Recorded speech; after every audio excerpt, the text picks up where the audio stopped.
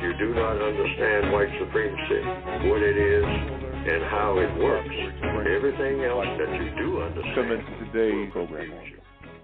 Well, somebody mentioned to me to keep up with the news, and what has happened in the news has been the shootings in Buffalo, New York. So I'll just simply address that like I have been addressing all events for the most part.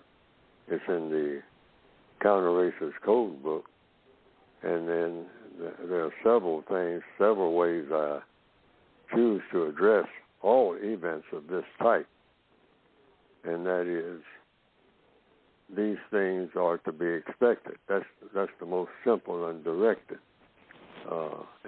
way of expressing it and summing it up. It really doesn't call for a lot of discussion of any kind. Not discussion. You just describe events as they happen because they are going to happen. And they're going to happen based on our status, our meaning, the victims of white supremacy. We're prisoners of war. We can expect to be gunned down in the prison yard at any time, any place. We're not citizens of anything. We're prisoners of war. Prisoners of war. Prisoners of war. We're in captivity by the system of white supremacy, not the United States government or any other government other than the system of white supremacy. That's all we've ever known. We, meaning people of color, ever since the beginning of white supremacy, whenever that was. So you can expect prison guards in a prison where there are very lax rules about what you do to the prisoners. You can expect to be gunned down in the prison yard at any time by any guard that's in the prison yard and decides to do so. This has got to be expected. This is business as usual. These are not some alien-type events. And you can expect the prisoners to gun down each other if they're using a gun to do the killings. You can expect killings in a prison that's loosely managed as far as the prisoners having any kind of protection, either from each other or from the prison guards. And it should be looked at that way worldwide. It's almost ho-hum. Now, to the people who are being gunned down and the people who are putting the candles out and preparing for the burials and all like that, I can understand the emotional attachments, but I know for one, I have steeled myself against this many, many decades ago. So that I just say it's all a part of the war. Dying is a part of the war.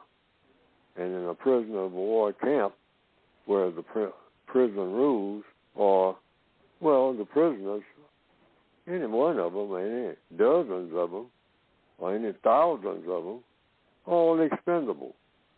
They're just in the way anyway, meaning the black people of the planet.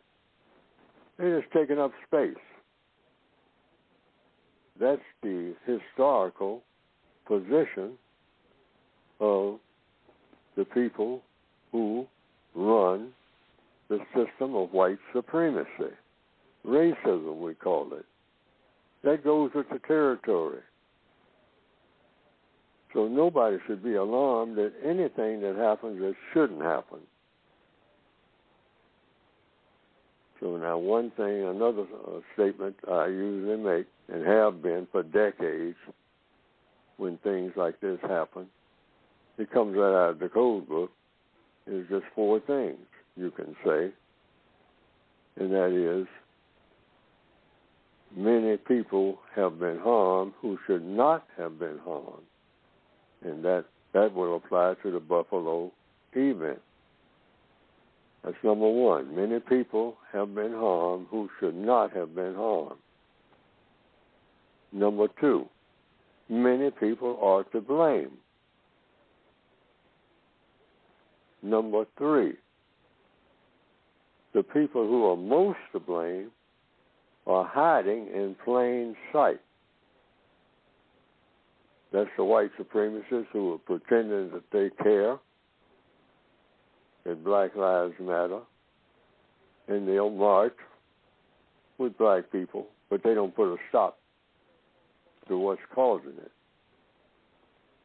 And it also applies to the white people here on planet Earth who are all in favor of what happened, or say that they're in favor outright.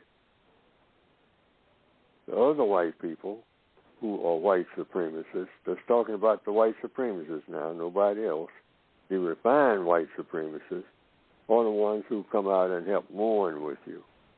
But they're not going to do anything to inconvenience themselves to change it, except to say that it ought to be changed. That's number three. Those who are most to blame are hiding in plain sight. That's mostly the refined racists, the ones who shake your hand and come out and march with you and all like that, and then go back to business as usual.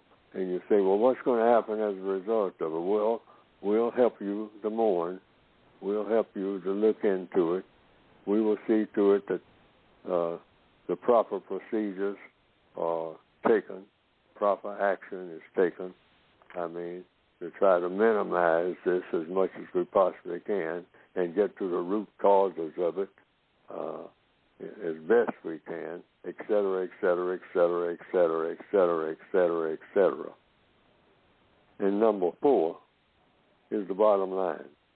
The people who are most to blame are all white supremacists, whether it's black people killing each other or white people killing black people or black people killing white people. The people who are most to blame in the system of white supremacy are the white supremacists. So the code position, the recipe for curing all of this, you're not going to without replacing the system of white supremacy with the system of justice. Not something that has been said, replace white supremacy with black supremacy. That'd just be the same old cycle with another name. Just a whole lot of killing, a whole lot of dead bodies being stacked up, and everybody mourning, and then dead bodies the next day, and then everybody mourning that, and then dead bodies the next day, and the next day, and the next day, and the next day, and on into infinity. I mean, it's like mockery. It's like a joke. But anybody at this point to be acting like, or really sincerely, like a lot of people are sincere. I'm shocked. I'm shocked. I didn't think this could happen here. What are you talking about? This is the system of white supremacy. It's designed for people to be miserable, to people to be dead. We're just going about doing what they call normal prison business. It goes with the territory. And the final word on this is prepare for it to happen again and again and again and again. And try to stay out of the line of fire as best you can and keep the people that you care about out of the line of fire as best you can, which most likely is going to be zero. Just by luck, you survive. You're prisoners of war. Ugly things are supposed to happen. Nothing that's pleasant is supposed to happen to you if you're black. That's what this entire program is all about. Don't expect anything to happen that's pleasant. Take your pleasures as best you can as you go along, but it's like prisoners of war just taking a break, or slaves taking a break before they get another whipping or before they get killed. You have to look at it like that. We are in a war, W-A-R. We're talking about the Ukraine. Black people are always in the Ukraine. Always. Always. Not a minute when you're not. Whether it's Rwanda, or whether it's Trayvon Martin, or whether it's Buffalo or Pittsburgh. Always. This is a battlefield and a prison. The entire world. So all this being shocked, we need to be educated and not being in that frame of mind at all. The people who are most to blame are the white supremacists, whomever they are, wherever they are, every last one of them.